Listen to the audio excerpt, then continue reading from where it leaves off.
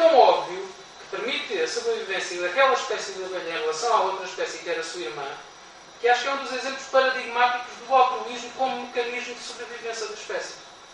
Deixa-me dizer uma pequena correção. É que essas vespas são vespas asiáticas. Sim. São vespas de 7 cm. Exato, são gigantes. E atacam colmeias de, não sei se abelhas, não recordo agora. E o que acontece é que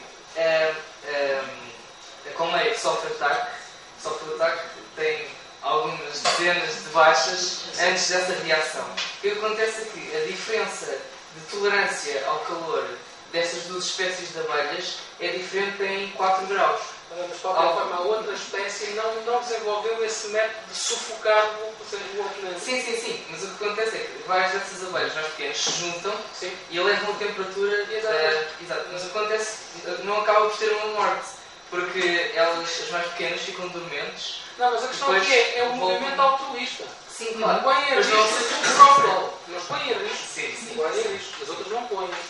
Portanto, há aqui um sentimento altruísta, se é que assim se pode designar, que é fundamental para a sobrevivência da comunidade e da espécie. Já agora aproveitava só para fazer aqui 2 referências. Eu li aqui há tempos, não sei se são formigas, são abelhas, uma espécie qualquer, suponho que é de insetos, em que eles tapam as entradas do ninho todas as noites e para ficar completamente tapadas do exterior e não serem descobertas, são tapadas do exterior, de modo que há alguns elementos que vão ter que ficar fora do ninho e que morrem durante a noite. É provável. Todos os dias há elementos que se sacrificam para que o ninho fique completamente impossível. Não sei se ainda mais alguma questão para colocar a Zé, eu tinha uma para colocar. Força. Então, a conclusão que nós já temos. Mas completamente. Uma das coisas que eu queria dizer é que há uma teoria que é bastante aceita. Para aqui ou para o outro lado? Mais. É por aí. Uma das definições que nós temos que já ouvi de seleção de grupo é que não nos basta sermos corredores olímpicos, atletas olímpicos. Basta-nos apenas correr mais do que o nosso parceiro do lado. Basta que ele seja apanhado e fique ali em pelo leão para que nos podermos sobrepensar sobre Esse é mais darwinismo puro, os projetos individuais propriamente da estrutura do grupo, não é? E nós temos uma pequena parte da população humana que há algum tempo distinguiu. Calcula-se que essa extinção, que nós descendemos agora de 25% de uma população ancestral, que terá morrido devido a alterações climáticas muito severas causadas por um supervulcão, que é um vulcão que altera profundamente o clima e até a forma como o Sol... Está a falar daquele de Indonésia, não é? Sim, é isso. Espera. Não, antes. Não é? Eu estou-me a lembrar. Mas não vou falar muito mais daquilo para cá. Sim, muito mais antigo, não é em tempos históricos. Exato. Eu sei que, por exemplo, um dos supervulcões que existe é no Terral de Yellowstone. Não sei se aguentar, estamos todos certos. Olha, em relação a esse assunto, eu deixo-lhe uma frase do Pulgar do Panda, e em que ele fala precisamente daquilo que o Zé há pouco falou. E dizia o Gould, a evolução cultural progrediu segundo taxas das quais os processos darwinianos não podem sequer começar a aproximar-se. A evolução darwiniana, sem dúvida, precede a Homo sapiens, mas com taxas tão baixas que já não têm grande impacto na nossa história. Na história da Terra, este ponto crucial foi alcançado porque os processos lamarckianos foram finalmente libertados. A evolução cultural humana é de caráter lamarckiano, em forte oposição à nossa história biológica. Caracteres adquiridos são herdados na tecnologia e na cultura. A evolução lamarckiana é rápida e acumulativa, explica a diferença profunda entre o nosso modo de mudança passado, puramente biológico, e a aceleração enlouquecedora com que corremos em direção a algo novo e libertador ou em direção ao abismo.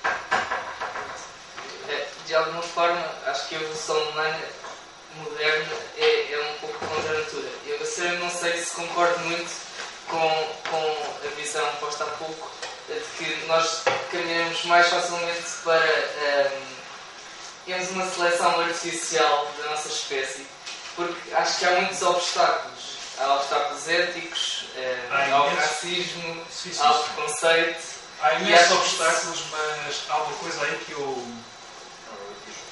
quero dizer a minha opinião sobre isso muito diretamente. É que quando nós falamos em contra a natura, aquilo que o homem faz, aquilo que o homem faz é natureza. Nós somos natureza. Nós somos natureza. Sim. Ou seja, quando um leão mata uma cria de leão que não é filha dele diretamente, isso é natureza. Quando nós construímos um carro e andamos para aí deixar CO2 para a atmosfera, isso é natureza também. Nós somos natureza. E aí há aqui um perigo. É quando nós começamos a dizer, espera aí, nós homens hoje em dia somos tão evoluídos, estamos acima da natureza. Tudo aquilo que fazemos é anti-natura ou contra a natura. Aquilo que nós fazemos hoje em dia é aquilo que a natureza faz ao fim de 3.500 milhões de anos de evolução. Essa é a minha posição como a posição de outras pessoas. Eu acho que isto vai começar de uma coisa muito simples. É assim, todos nós queremos que os nossos filhos tenham determinadas doenças que nós temos. Portanto, o meu melhor amigo tem uma doença que é mesmo genética e que ele sabe que tem uma grande probabilidade de transmitir aos filhos. Eu acho que vai começar por simplesmente quem tiver a oportunidade aos filhos não transmitir determinadas doenças, acho que ninguém vai ter coragem de dizer não, vocês não podem fazer isso. Só que, passo a passo, nós vamos sempre querer o melhor para os nossos filhos. É óbvio que um pai, e tu podes proibir até em Portugal, por causa da Igreja Católica ou quem quer que seja, dizer que Portugal não faz isto. Há alguns no mundo, algum Estado, alguma ilha, algum sítio, os pais vão poder ter filhos que têm melhores qualidades. E depois estamos em concorrência, porque a competição existe na nossa sociedade. E é evidente que é assim, como o filho quer o melhor para. Como o pai quer o melhor para os seus filhos, e como estamos em competição em sociedade, gradualmente vais começar a ter essa evolução genética, até que isso entra na normalidade, até que também os nossos mascotes vão começar a ser alterados geneticamente. Eu também acredito que nós vamos facilmente do que nós. Claro, mais facilmente vão ser os primeiros. Mais rapidamente, porque há menos problemas étnicos.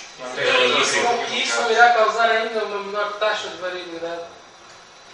Eu acho que aí é o grande perigo, que é nós entrarmos a nível genético numa coisa com tão pouca variabilidade que isso põe em risco a nossa espécie. Até porque há doenças genéticas Já agora que têm outras vantagens a outros níveis. Esse é Estava o a pensar primeiro. exatamente Vamos na questão pensar da nisso. medicina. Falar muito O nosso fórum da surgiu precisamente essa questão. Temos Os mais qualidade. sobreviventes dos campos de concentração apresentavam, de facto, problemas diabéticos. E que foram aqueles que conseguiram sobreviver aos campos de concentração. Que saíram de lá perfeitamente esqueléticos, mas que logo que retomavam a sua alimentação normal se tornaram obesos. Ou seja, um defeito genético permitiu a um grupo substancial de seres humanos sobreviver a uma das coisas mais complicadas que um ser da nossa espécie já sofreu. Aliás, sugere-se que diabetes, obesidade, isso tudo, tenha resultado da era glaciar. Foram as pessoas que sobreviveram da era glaciar e Mas a esse é o ação perigo nessa. da engenharia genética mesmo na nossa alimentação, por exemplo. Quer dizer, os cereais, nós estamos a criar monoculturas. Corremos o risco por um acidente qualquer da natureza, uma doença, de repente a cultura inteira se extinguir. Mas eu acredito mais, eu acredito que a evolução não vai ser só nesse sentido, como no fusão entre o homem e a tecnologia. Ou seja, nós em muito pouco tempo vamos começar a incorporar a tecnologia no nosso próprio corpo. Ou seja, vamos querer ter o solar que aqui está nas já fazemos Exatamente, já cada vez mais vamos estar a fazer isso. Vai se tornar normal. E um fantasma, que eu julgo que é muito grande Isto ainda. pode ser considerado uma prótese. Exatamente. Se nós pensarmos bem, isto é uma prótese. E vem Ainda não aliás- está interligada, não é? Ainda não tiro um dente e enfio aqui uma e não sei o que fica lá permanentemente. Mas é uma prótese. Mas é, posso fazer uma pergunta? Em A mim, relação ao podes homem fazer o que tu neandertal. quiseres. Homem neandertal, sim senhor. O homem neandertal, no fim de contas, enquanto espécie, bateu-nos, ou até agora bateu-nos em termos de sobrevivência. Sim, em termos de durabilidade de sobrevivência, bateu-nos. Não por muito, mas bateu-nos. Até agora. Mas dos 350 mil anos que nos apontaste aí, até aos cerca de 24 mil anos atrás, a evolução social do homem neandertal foi praticamente nula. Pelo menos se houve evolução social, não temos, ou seja, não ficou preservada. Pode ter havido alguma coisa. Diz, Mas não ficou e eu preservado. gostava que me confirmasse, se puderes confirmar, claro que eventualmente a espécie sofreria de, como é que eu ia dizer, incapacidades a nível cerebral que a impediram de desenvolver socialmente e, portanto, ditaram o seu fracasso enquanto espécie inteligente. Eu não vou por esse dia. Ou seja, Isso é possível. Nós não temos dados nem para um lado nem para o outro. E agora vou chegar ao ponto da minha questão principal.